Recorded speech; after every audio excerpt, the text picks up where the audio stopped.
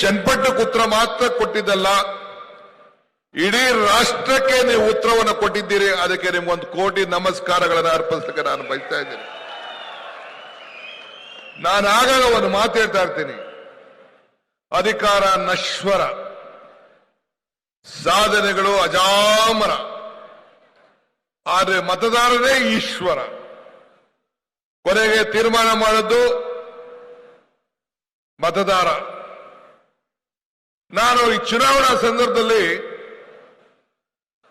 ಈ ಸೀಟು ಖಾಲಿ ಆದ ತಕ್ಷಣ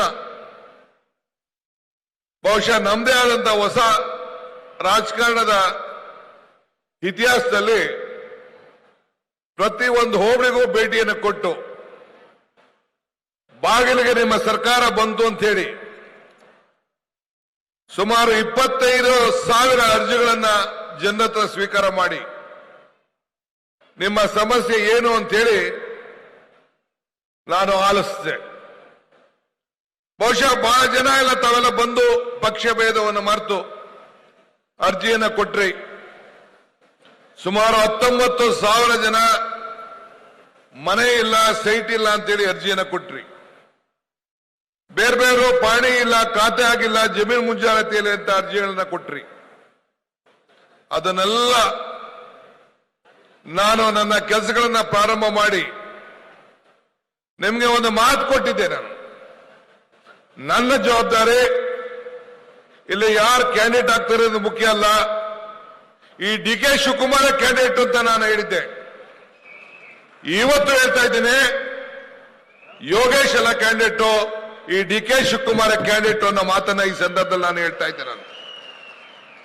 ನಾನು ಯೋಗೇಶು, ಬಾಲಕೃಷ್ಣ, ಇಕ್ಬಾಲ್ ಹುಸೇನ್ ನಾವೆಲ್ಲ ಸೇರಿ ನಮ್ಮ ವಿಧಾನ ಪರಿಷತ್ತಿನ ಸದಸ್ಯರಾದಂತಹ ರವಿ, ಪುಟ್ಟಣ್ಣ, ರಾಮೋಜಿಗೌಡರು ಮತ್ತು DK ಸುರೇಶ್ ಅವ್ರನ್ನ ಸಹಕಾರದೊಂದಿಗೆ ಮುಂದಕ್ಕೆ ಈ ಜಿಲ್ಲೆಯಲ್ಲಿ ನಾವೇನ್ ಮಾಡಬೇಕು ಅನ್ನೋದು ಬಹಳ ಮುಖ್ಯ.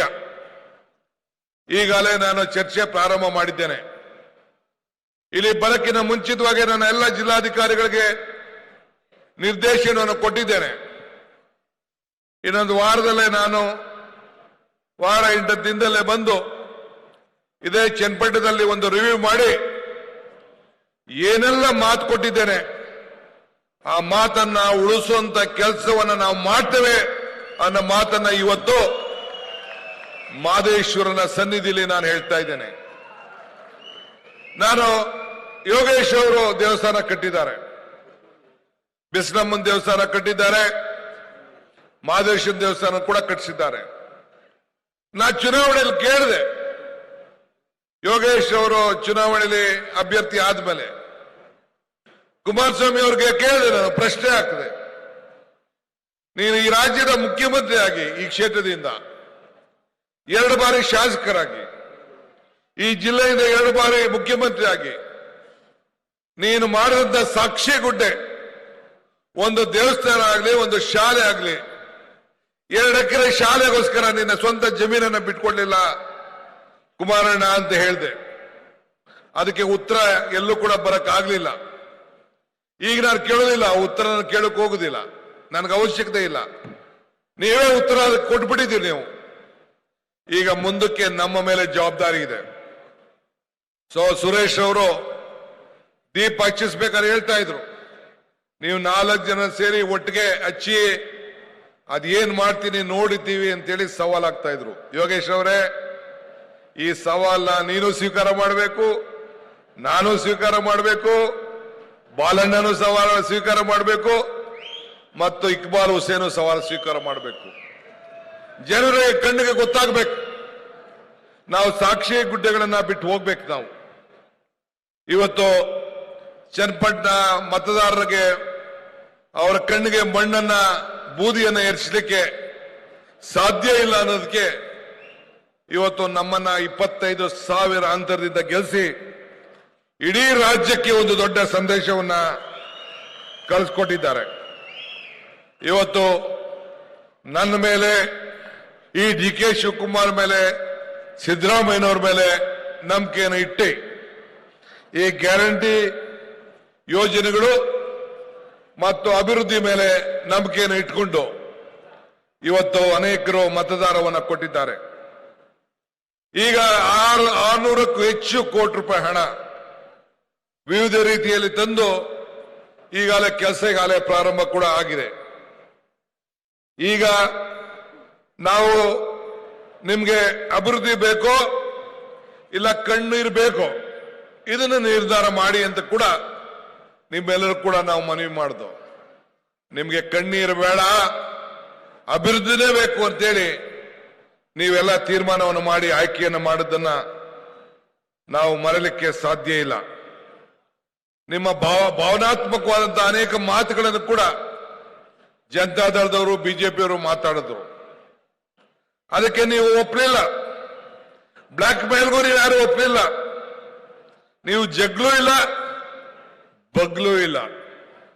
ಆದರೆ ನಾನು ಅನೇಕ ಸಂದರ್ಭದಲ್ಲಿ ಒಂದು ಮಾತು ಹೇಳ್ತಾ ಇದ್ದೆ, ದೇವರು ವರನೂ ಕೊಡೋದಿಲ್ಲ, ಶಾಪನೂ ಕೊಡೋದಿಲ್ಲ, ಅವಕಾಶ ಮಾತ್ರ ಕೊಡ್ತಾನೆ ಅಂತೇಳಿ. ಇವತ್ತು ನಮ್ಗೆ ಅವಕಾಶ ಕೊಟ್ಟಿದ್ದಾರೆ. ಇನ್ನಿರುವಂತ 3 ವರ್ಷಗಳಲ್ಲಿ ಕೊನೆ ವರ್ಷ ಚುನಾವಣೆಗೆ ಬಿಸಿನಲ್ಲಿ ನಾವೆಲ್ಲ ಇರ್ತೇವೆ. ಆದರೆ ಈಗ ಸಿಕ್ಕಿರುವಂತ 2 ವರ್ಷದಲ್ಲಿ ಒಂದು ಹೊಸ ರೂಪವನ್ನ ಕೂತ್ಕೊಂಡು ನಾವೆಲ್ಲ ಚರ್ಚೆ ಮಾಡಿ, ನಾನು ಆಕಾಶದಿಂದ ಭೂಮಿಗೆ ಇಳಿಸಿದೆ ಅಂತ ನಾನು ಹೇಳಲಿಕ್ಕೆ ನಾನು ತಯಾರಿಲ್ಲ. ಆದರೆ ನಿಮ್ಮ ಕಣ್ಣುಗಳನ್ನ ಕಾಣೋ ರೀತಿಯಲ್ಲಿ ಸಾಕ್ಷಿ ಗುಡ್ಡೆಗಳನ್ನ ನಿರ್ಮಾಣ ಮಾಡಲಿಕ್ಕೆ ಎಲ್ಲ ತರದ ಪ್ರಯತ್ನವನ್ನ ಮಾಡಿ ಮತ್ತೆ ನಿಮ್ಮ ಮುಂದೆ ಬರ್ತೇವೆ ಅನ್ನೋ ಮಾತನ್ನ ಈ ಸಂದರ್ಭದಲ್ಲಿ ಹೇಳಲಿಕ್ಕೆ ನಾನು ಬಯಸ್ತೇನೆ. ಇವತ್ತು ಈ ವೇದಿಕೆಯಲ್ಲಿರುವಂತಹ ಎಲ್ಲ ನಾಯಕರುಗಳು ನಾವ್ಯಾರು ಕೂಡ ಈ ಒಂದು ಚುನಾವಣೆಯನ್ನು ಮರಲಿಕ್ಕೆ ಸಾಧ್ಯ ಇಲ್ಲ. ನಿಮ್ಮ ತೀರ್ಪನ್ನು ಮರಲಿಕ್ಕೆ ಸಾಧ್ಯ ಇಲ್ಲ. ಹಾಲನ್ನ ಬೆಲೆ ಮೇಲೆ ನೀವೇನು ಬೋರ್ಡ್ ಇಟ್ಕೋಬೇಕಾಗಿದೆ. ನಮಗೂ ಅರಿವಿದೆ ಈ ರೈತನ ಕಷ್ಟ, ಬೂಸ ಬೆಲೆ, ನೀರಿನ ಬೆಲೆ, ಈ ನೀರಿಗೂ ಹಾಲಿನ ಬೆಲೆಗೆ ಎರಡೂ ಕೂಡ ಒಂದಾಗ್ಬಿಟ್ಟಿದೆ ಅನ್ನೋದು ಕೂಡ ನಮ್ಗೆ ಅರಿವಿದೆ. ನಾಗರಾಜ್ ಕೂಡ ಬಂದು ನನಗೆ ಆಲೆ ಕಿವಿಲಿ ಹೇಳ್ತಾ ಇದ್ದ. ಅವೆಲ್ಲ ಸೂಕ್ತ ಕಾಲದಲ್ಲಿ ಸೂಕ್ತ ನಿರ್ಧಾರವನ್ನು ನಾವು ಮಾಡ್ತೇವೆ. ನೀವು ಹಣಕ್ಕೆ ಬೆಲೆ ಕೊಡಲಿಲ್ಲ, ಗುಣಕ್ಕೆ ಬೆಲೆ ಕೊಟ್ರಿ. ಯೋಗೇಶ್ ಅವ್ರ ಮೇಲೆ, ನಮ್ಮ ಮೇಲೆ, ಸುರೇಶ್ ಮೇಲೆ, ಪುಟ್ಟಣ್ಣ, ರಾಜು, ಬಾಲಕೃಷ್ಣ, ಹುಸೇನ್, ಈ ಜಿಲ್ಲೆಗೆ ಸಂಬಂಧಪಟ್ಟಂತ ಯೋಗೇಶ್ನ ಮತ್ತು ನಾವೆಲ್ಲ ಸೇರಿ ಶಾಸಕರ ಮೇಲೆ ನಮಗೆ ಅಪಾರವಾದಂತ ವಿಶ್ವಾಸವನ್ನು ಇಟ್ಟು ನಿಮಗೆ ಮತವನ್ನು ಕೊಟ್ಟು ನಿಮ್ಮ ಸೇವೆ ಮಾಡಲಿಕ್ಕೆ ಅವಕಾಶ ಮಾಡಿಕೊಟ್ಟಿದ್ದೀರಿ. ಆದರೆ ನಾನು ಬಂದಂತ ಸಂದರ್ಭದಲ್ಲಿ ಪ್ರಾರಂಭದಲ್ಲಿ ಯೋಗೇಶ್ ನಮ್ಮ ಪಕ್ಷಕ್ಕೆ ಸೇರದೆ ಹೋದಾಗ ನೀವು ನಮ್ಮ ಕಾರ್ಯಕರ್ತರು ತೋರಿಸಿದಂತ ಬೆಂಬಲ, ಪ್ರೀತಿ, ವಿಶ್ವಾಸ, ಆಂಜನೇಯನ ಸ್ವಾಮಿಯಿಂದ ಕೆಂಗಲ್ ಆಂಜನೇಯ ಸ್ವಾಮಿ ದೇವಸ್ಥಾನಕ್ಕೆ ಹೋಗಿ ನಾನು ಆ ದೇವರಲ್ಲಿ ಪ್ರಾರ್ಥನೆ ಮಾಡಿ ಒಂದೇ ದಿನ 15 ದೇವಸ್ಥಾನಗಳಿಗೆ ಭೇಟಿಯನ್ನು ಕೊಟ್ಟು ಆ ದೇವರಲ್ಲಿ ಪ್ರಾರ್ಥನೆಯನ್ನು ಮಾಡಿಕೊಂಡು ರಾಮನ ತಂದೆ ದಶರಥ ಮಹಾರಾಜ, ರಾಮನ ಬಂಟ ಆಂಜನೇಯ, ರಾಮನ ತಂದೆ ದಶರಥ ಮಹಾರಾಜನ ದೇವಸ್ಥಾನ ಎಲ್ಲೂ ಇಲ್ಲ. ಆದರೆ ರಾಮನ ಬಂಟ ಆಂಜನೇಯ ದೇವಸ್ಥಾನ ಬೆಂಗಳೂರಿಂದ ಚನ್ನಪಟ್ಟಣ ಬರೋವರೆಗೂ ಒಂದು 15-20 ಕಡೆ ಇದೆ. ಆಂಜನೇಯನ ಯಾಕೆ ಜನ ಗುರುತಿಸ್ತಾ ಇದ್ದಾರೆ ಅಂದರೆ ಆಂಜನೇಯ ಒಬ್ಬ ಪ್ರಾಮಾಣಿಕವಾದಂತ ಒಬ್ಬ ಸೇವಕನಿಗೆ ಒಬ್ಬ ಪ್ರತಿರೂಪ ಆಂಜನೇಯ. ಅದಕ್ಕೆ ಸಮಾಜ ಅವನ್ನ ಗುರುತಿಸದೆ. ಹಂಗೆ ನಾವು ಸಮಾಜದಲ್ಲಿ ನೀವೆಲ್ಲ ಕೂಡ ಸೇವೆ ಮಾಡೋರಿಗೆ ನೀವು ಗೌರವನ ಕೊಡ್ತೀರಿ ಅನ್ನೋ ದೃಷ್ಟಿಯಿಂದ ನಮ್ಗೆಲ್ಲ ಸಹಕಾರ ಕೊಟ್ಟಿದ್ದೀರಿ. ಅರ್ಜಿಗಳು 300 ಎಕರೆಗಳನ್ನ ಗುರುತಿಸಿದ್ದೇವೆ. ಬಡವರಿಗೆ ಸೈಟ್ ಕೊಡಬೇಕು ಅಂತೇಳಿ ಈಗಾಗಲೇ ಸೈಟ್ ಯೋಜನೆ ಕೆಲಸ ನಡೀತಾ ಇದೆ. ಜಮೀರ್ ಅವರು 5,000 ಮನೆಗಳನ್ನು ಕೊಟ್ಟಿದ್ದಾರೆ. ಅವೆಲ್ಲ ಮನೆಗಳನ್ನು ಕೂಡ ಹಂಚಂತ ಕೆಲಸವನ್ನ ನಾವು ಮಾಡ್ತೇವೆ. ಯಾರು ಕೂಡ ಲಂಚ ಕೊಡ್ಲಿಕ್ಕೆ ಈ ಡಿ.ಕೆ. ಶಿವಕುಮಾರ್, ಯೋಗೇಶ್ ಅವಕಾಶ ಕೊಡುವುದಿಲ್ಲ. ನೀವೊಬ್ರು ಕೂಡ ಒಂದು ಸೈಟ್ಗಾಲಿ, ಒಂದು ಮನೆಗಾಲಿ ಯಾರು ಕೂಡ ಲಂಚ ಕೊಡಬಾರ್ದು. ಇದು ನಮ್ಮೆಲ್ಲರ ಮನವಿ ನಿಮ್ಗೆ.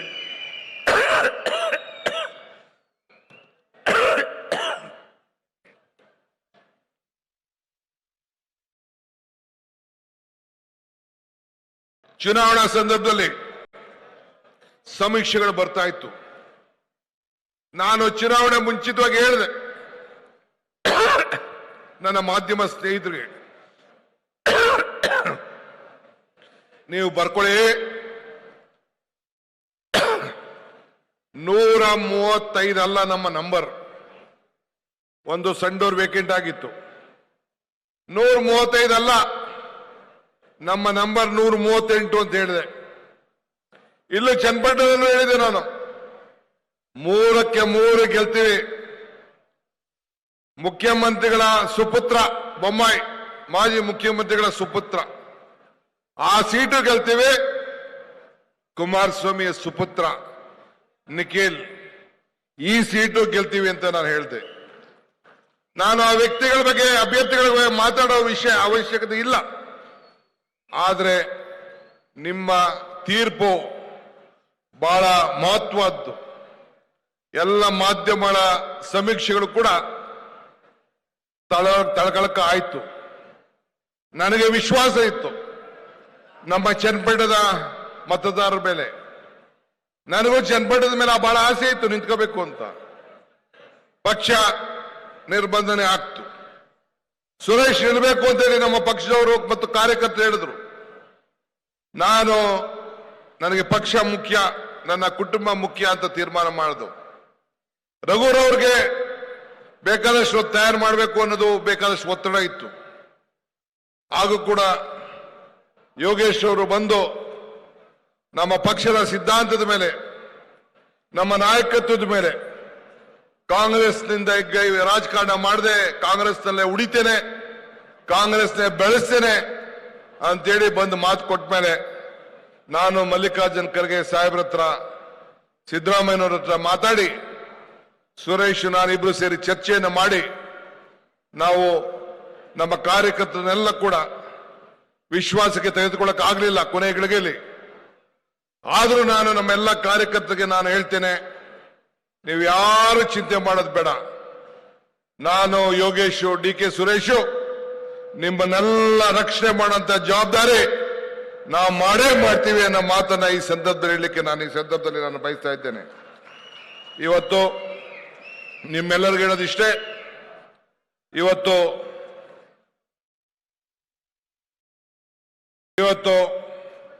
ಮಹಿಳೆಯರು ಅತಿ ಹೆಚ್ಚು ಬೆಂಬಲ ಕೊಟ್ಟಿದ್ದು ದಾಖಲೆಗಳು ಇವತ್ತು ಉಳ್ಕೊಂಡಿದೆ. ಕಾರ್ಯಕರ್ತರು ಎಲ್ಲರೂ ಕೂಡ ಒಗ್ಗಟ್ಟಾಗಿ ಕೆಲಸ ಮಾಡಿದ್ರಿ. ಇವತ್ತು ಗ್ಯಾರಂಟಿಗಳನ್ನ ತಲುಪಿಸೋರಿಗೆ ನೆನಪು ಮಾಡಿಕೊಟ್ರಿ. ಅಭಿವೃದ್ಧಿ ಬಗ್ಗೆ ಚರ್ಚೆ ಮಾಡಿದ್ರಿ. ಅದನ್ನ ಮುಂದುವರಿಸಿಕೊಂಡು ಹೋಗ್ಬೇಕು. ಯಾರು ಕೂಡ ಚಿಂತೆ ಮಾಡೋದು ಬೇಡ. ಏನೇ ವಿಚಾರ ಇದ್ರೂ ಕೂಡ ನಾನು ನಿಮ್ಮ ಜೊತೆಯಲ್ಲಿ ಇರ್ತೇನೆ. ಸುರೇಶ್ ಅವರ ಜೊತೆಯಲ್ಲಿ ಇರ್ತಾರೆ, ಪುಟ್ಟಣ್ಣ ಅವ್ರ ಜೊತೆಯಲ್ಲಿ ಇರ್ತಾರೆ, ಬಾಲಕೃಷ್ಣ, ಇಕ್ಬಾಲ್ ಹುಸೇನ್ ಎಲ್ಲ ಕೂಡ ನಿಮ್ಮ ಜೊತೆಯಲ್ಲಿ ಈ ಜಿಲ್ಲೆಯಲ್ಲಿ ನಮ್ಮ ಮಾಜಿ ಶಾಸಕರುಗಳು ಆದಿಯಾಗಿ, MSc ರವಿ ಆದಿಯಾಗಿ ಎಲ್ಲರೂ ಕೂಡ ನಾವೆಲ್ಲ ಇಟ್ಕೊಂಡು ಜೊತೆಯಲ್ಲಿ ಇಟ್ಕೊಂಡು ನಿಮ್ಮ ಕೆಲಸವನ್ನ ನಾವು ಸತತವಾಗಿ ನಾವು ಮಾಡಿಕೊಂಡು ನಾವು ಬರ್ತೇವೆ. ಆದ್ರಿಂದ ಇಷ್ಟು ದೊಡ್ಡ ಬಹುಮತವನ್ನ ಈ ಕ್ಷೇತ್ರದ ಇತಿಹಾಸದಲ್ಲಿ ಮೊದಲನೇ ಬಾರಿಗೆ 25,000ಕ್ಕೂ ಹೆಚ್ಚು ಮತಗಳನ್ನ ತಾವೆಲ್ಲ ಕೊಟ್ಟಿದ್ದೀರಿ. ಇವತ್ತು ನಾನು ಮಾತಾಡಿದ ಮಾತು 3 ಕೂಡ ಗೆದ್ದೇ ಗೆಲ್ತೇವೆ ಅಂತ ಏನು ಆತ್ಮವಿಶ್ವಾಸ ನನಗೆ ಇತ್ತು, ಆ ಆತ್ಮವಿಶ್ವಾಸಕ್ಕೆ ನೀವೆಲ್ಲ ಕೂಡ ಶಕ್ತಿ ತುಂಬಿದ್ದೀರಿ. ನಿಮ್ಮ ಋಣವನ್ನ ತೀರಿಸ್ತೇವೆ. ಸೊ ಅದರಿಂದ ಇನ್ನು ಮುಂದೊಂದು ದಿನದಲ್ಲಿ ಬಂದು ಅಭಿವೃದ್ಧಿಯ ಪಥಕ್ಕೆ ತೆಗೆದುಕೊಂಡು ಹೋಗ್ತೇನೆ. ಮುಂದೆ ಸೋಗಾಲ, ಸದ್ಯಕಾಲಕ್ಕೆ ಭೇಟಿ ಕೊಡುವಂತ ಕಾರ್ಯಕ್ರಮ ಕೂಡ ನಾನು ಯೋಗೇಶ್ ಅವರು ನಾವೆಲ್ಲ ಮಾತಾಡಿದ್ದೇವೆ. ನೀರಾವರಿ ಯೋಜನೆಗಳು ಏನೆಲ್ಲ ಮಾಡಲಿಕ್ಕೆ ಸಾಧ್ಯ, ಯಾವ್ದಾದ್ರು ಕೆರೆಗಳನ್ನು ತುಂಬಿಸಲಿಕ್ಕೆ ಸಾಧ್ಯ, ಹಾಲಿನ ಬೆಲೆಗೆ ಅದಕ್ಕೆ ಸಮಸ್ಯೆ ಯಾವ ರೀತಿ ಬಗೆಹರಿಸಬೇಕು, ಇನ್ನು ರಸ್ತೆಗಳು, ತಾಲೂಕು ಆಫೀಸು, BDO ಆಫೀಸು, ಬೇರೆ ಬೇರೆ ಸ್ಟೇಡಿಯಂಗಳು ಎಲ್ಲ, ನಿಮ್ಮ ಮುನ್ಸಿಪಾಲಿಟಿ ಆಫೀಸು ಎಲ್ಲದಕ್ಕೂ ಕೂಡ ಹೊಸ ರೂಪವನ್ನು ಕೊಡುವಂತ ಕಾರ್ಯಕ್ರಮವನ್ನು ನಾವು ರೂಪಿಸಿ ನಿಮ್ಮ ಸೇವೆಯನ್ನ ಪ್ರಾಮಾಣಿಕವಾಗಿ ನಾವು ಮಾಡ್ತೇವೆ. ಬೆಂಗಳೂರಿಂದ ಬಂದಂತ ಅನೇಕ ನಾಯಕರು ಕಾರ್ಯಕರ್ತರು ಎಲ್ಲರೂ ಕೂಡ ತಮ್ಮ ಮುಖಾಂತರ ಅಭಿನಂದಿಸಿ ತಾವು ಕೂಡ ಹಳ್ಳಿಗೆ ಹೋಗಿ ಇನ್ನು ಮುಂದಕ್ಕೆ ಪಾಪ ಜನತಾದಳದ ಕಾರ್ಯಕರ್ತರು ಪಾಪ ಅವ್ರಿಗೆ ಹೇಳ್ಬೇಕು, ಇನ್ಯಾಕೆ ಅವರನ್ನು ಇಲ್ಲಿ ಟೈಮ್ ವೇಸ್ಟ್ ಮಾಡ್ಕೊಳ್ಳೋದು ಬೇಡ. ಮುಂದಕ್ಕೆ ಬೆಂಗಳೂರು ದಕ್ಷಿಣ ಜಿಲ್ಲೆ ಇದಕ್ಕೆ ಒಂದು ಹೊಸ ರೂಪವನ್ನು ಕೊಡುವಂಥದ್ದು, ನಿಮ್ಮ ಆಸ್ತಿ ಮೌಲ್ಯಗಳನ್ನು ಹೆಚ್ಚಿಸುವಂಥದ್ದು, ನಿಮ್ಮ ಬದುಕಿನಲ್ಲಿ ಹೊಸ ರೂಪವನ್ನು ಕೊಡುವಂಥದ್ದು. ಆ ಕೆಲಸಕ್ಕೆ ನಾವೆಲ್ಲ ಸೇರಿ ಒಗ್ಗಟ್ಟಿನಿಂದ ಕೆಲಸ ಮಾಡೋಣ ಅಂತೇಳಿ ಅನೇಕರಿಗೆ ನೀವು ತಿಳುವಳಿಕೆ ಕೊಡುವಂಥ ಕೆಲಸ ಕೂಡ ತಾವು ಮಾಡಬೇಕು. ಒಬ್ಬ ವ್ಯಕ್ತಿಗೋಸ್ಕರ ಇಡೀ ಪಕ್ಷವನ್ನೇ ಬಲಿ ಕೊಟ್ಟದ್ದಂತ ಚರಿತ್ರೆ ನಾನೀಗ ಚರ್ಚೆ ಮಾಡಬೇಕಾದಂತ ಅವಶ್ಯಕತೆ ಇಲ್ಲ. ಇಷ್ಟು ಮಾತ್ರ ಹೇಳಿ ತಮ್ಮೆಲ್ಲರೂ ಕೂಡ ವಂದಿಸಿ ಮತ್ತೊಮ್ಮೆ ಶುಭ ಹಾರೈಸಿ ಎಲ್ಲ ನನ್ನ ನಾಯಕರುಗಳಿಗೆ, ಕಾರ್ಯಕರ್ತರಿಗೆ, ಮತದಾರರಿಗೆ ಮತ್ತೊಮ್ಮೆ ಕೋಟಿ ನಮಸ್ಕಾರಗಳನ್ನು ತಿಳಿಸಿ, ಯೋಗೇಶ್ ಅವರು ಕೂಡ ಹಿರಿಯ ಶಾಸಕರಾಗಿದ್ದಾರೆ, ಅನುಭವ ಇದ್ದಾರೆ, ತಮ್ಮೆಲ್ಲರನ್ನ ಒಟ್ಟಿಗೆ ತೆಗೆದುಕೊಂಡೋಗಿ ಕೆಲಸ ಮಾಡ್ತಾರೆ ಅನ್ನೋ ಆತ್ಮವಿಶ್ವಾಸ ನನಗಿದೆ. ನಾನು ಕೂಡ ಕೈ ಜೋಡಿಸಿ ಆ ಕೆಲಸವನ್ನು ಮಾಡ್ತೇನೆ ಅನ್ನೋ ಮಾತನ್ನ ಹೇಳಿ, ಸರ್ಕಾರ ನಿಮ್ಮ ಸರ್ಕಾರ, ನಾನು ಸಿದ್ದರಾಮಯ್ಯನವರು ನಿಮ್ಮ ಜೊತೆಯಲ್ಲಿ ಇದ್ದೇವೆ ಅನ್ನೋ ಮಾತನ್ನ ಹೇಳಿ ನಾನು ಮಾತು ಮುಗಿಸ್ತೇನೆ. ನಮಸ್ಕಾರ. ಧನ್ಯವಾದಗಳು ಮಾನ್ಯ ಉಪಮುಖ್ಯಮಂತ್ರಿಗಳಿಗೆ. ಈಗ ಕಾರ್ಯಕ್ರಮದ ಮುಖೇನ ಗೌರವ ಸಮರ್ಪಣೆ ನಗರಸಭಾ ಅಧ್ಯಕ್ಷರು, ಉಪಾಧ್ಯಕ್ಷರು ಹಾಗೂ ನಗರಸಭೆ ಸದಸ್ಯರಿಂದ. ಅವ್ರು ಯಾರು ಮಾಡ್ತಾ ಇದ್ದಾರೆ ಸರ್? ಕಾರ್ಯಕ್ರಮದಲ್ಲಿ ಕೂಡ್ಲೂರು ದಿನೇಶ್ ಅವರ ಕಡೆಯಿಂದ ಮಾನ್ಯ ಉಪಮುಖ್ಯಮಂತ್ರಿಗಳಿಗೆ ಗೌರವ ಸಮರ್ಪಣೆಯನ್ನ ಸಲ್ಲಿಸ್ತಾ ಇದ್ದಾರೆ. ದಯಮಾಡಿ ಒಂದ್ಸತಿ ಜೋರಾದ ಚಪ್ಪಾಳೆ ಬರಲಿ ಸ್ನೇಹಿತರೆ. ಮಾನ್ಯ ಉಪಮುಖ್ಯಮಂತ್ರಿಗಳಿಗೆ ಕಾಂಗ್ರೆಸ್ ಸರ್ಕಾರ ಜಾರಿಗೆ ಬಂದು 1 ವರ್ಷ ಪೂರೈಸಿದೆ. 5 ಗ್ಯಾರಂಟಿಗಳನ್ನ, ಅನುಷ್ಠಾನಗಳನ್ನ ನುಡಿದಂತೆ ನಡೆದು ಇವತ್ತು ಜನರಿಗೆ ಒಳ್ಳೆಯ ಕೆಲಸಗಳನ್ನ ಮಾಡುವುದರ ಮುಖೇನ ಕಾಂಗ್ರೆಸ್ ಸರ್ಕಾರ ತನ್ನದೇ ಆದ ಛಾಪನ್ನ ಮೂಡಿಸಿಕೊಂಡಿದೆ. ಒಳ್ಳೆಯದಾಗ್ಲಿ. ನಾವೆಲ್ಲರೂ ಕೂಡ ಕಾಂಗ್ರೆಸ್ ಸರ್ಕಾರದ ಜೊತೆಗೆ ಕೈ ಜೋಡಿಸೋಣ, ನಮ್ಮ ಜೀವನವನ್ನ ನೆಮ್ಮದಿಯ ಜೀವನವಾಗಿ. ಹೆಚ್ಚಿನ ವಿಡಿಯೋಗಳಿಗೆ ಪ್ರತಿಧ್ವನಿ ಯೂಟ್ಯೂಬ್ ಚಾನೆಲ್ ಸಬ್ಸ್ಕ್ರೈಬ್ ಮಾಡಿ, ಬೆಲ್ ಐಕಾನ್ ಕ್ಲಿಕ್ ಮಾಡಿ.